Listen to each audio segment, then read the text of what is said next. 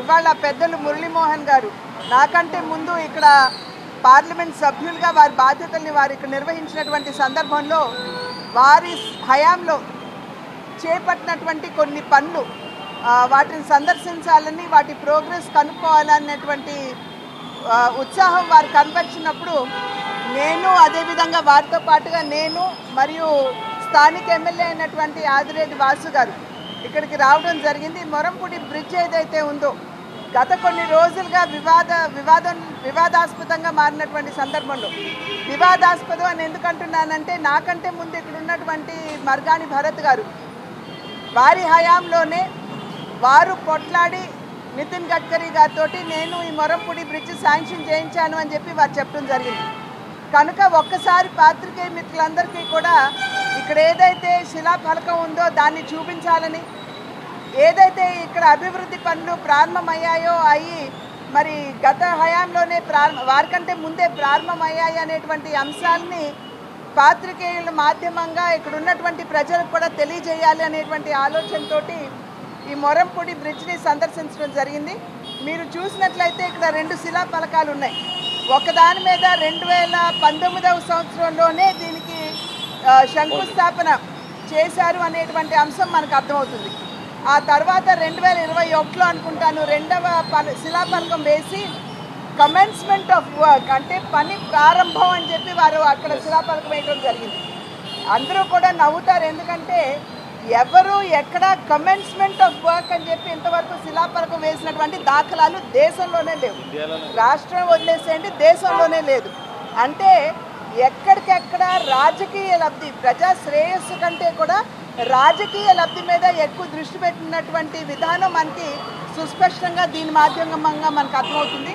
PD గారిని కూడా ఇవాళ ఇక్కడికి పిలిచాం, వారితో కూడా మాట్లాడటం జరిగింది. దగ్గర 100 కోట్లతోటి మొరంపూడి బ్రిడ్జ్ ఏదైతే ఉందో ఈ 216A నేషనల్ హైవేలో అంతర్భాగంగా ఈ యొక్క బ్రిడ్జిని కూడా కేంద్ర ప్రభుత్వం చేపట్టడం జరిగింది. దీనికి 100 కోట్లు అవుతుంది.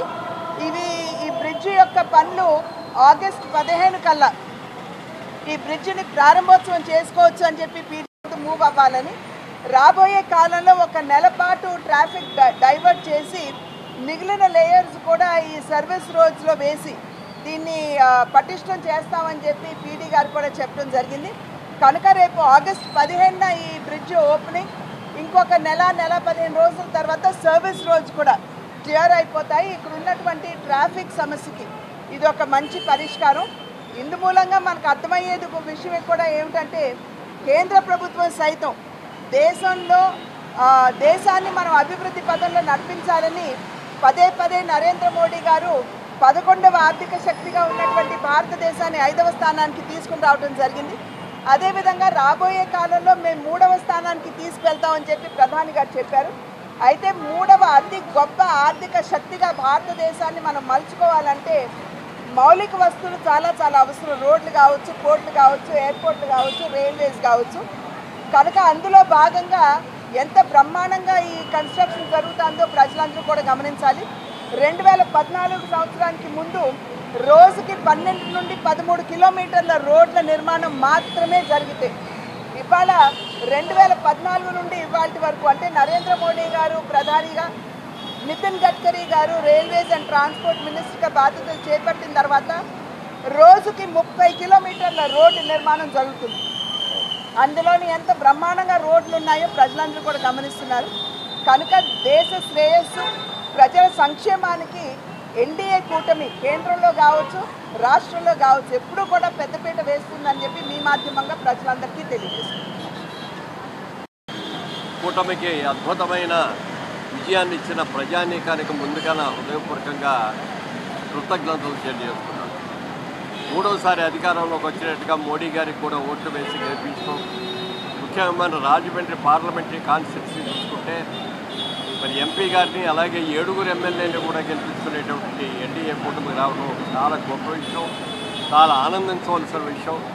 ముఖ్యంగా ఈ మోరంపూడి ఫ్లైఓవర్ కోసమని అనేక పర్యాయాలు గడ్కరీ గారి దగ్గరికి వెళ్ళి మీరు ఇవ్వండి సార్, హైయెస్ట్ ట్రాఫిక్ ఉన్న ఏరియా అనేక యాక్సిడెంట్లు అవుతున్నాయి, కొన్ని యాక్సిడెంట్ ఫోటోలు కూడా తీసుకెళ్ళి చూపించి ఇది శాంక్షన్ చేయడమే కాకుండా దీంతో పాటు 4 చేయించాం.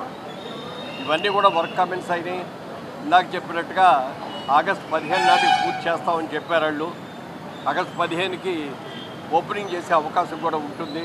ఇంత ట్రాఫిక్ని వాళ్ళ డైవర్ట్ ఇబ్బంది లేకుండా ఈజీ ఫ్లో, దేనికోసం సిగ్నల్స్ కూడా ఆగాల్సిన అవసరం లేకుండా ట్రాఫిక్ ఫ్లో అవడానికి చేశారు. ఇది రాబోయే రోజుల్లో ఇంకా అద్భుతమైన కార్యక్రమాలు చేయడానికి, ముఖ్యంగా యువకుడు ఉత్సాహోజ్జుడైన ఆదిరెడ్డి వాసు గారు, వాళ్ళది కూడా రాజకీయ ఫ్యామిలీ, వాళ్ళ నాన్నగారు కానీ అమ్మగారు కానీ మొన్నటి వరకు వారి శ్రీమతి గారి అందరూ కూడా రాజకీయాల్లో మంచి ముఖ్యమైన పదవుల్లో ఉన్నారు.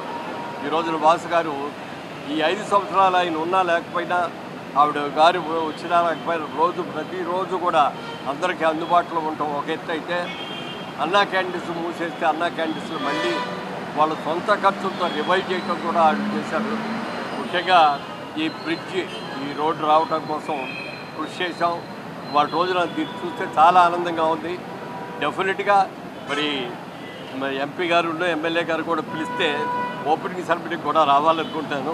అది కళ్ళారా చూడాలని కూడా కోరికగా ఉంది.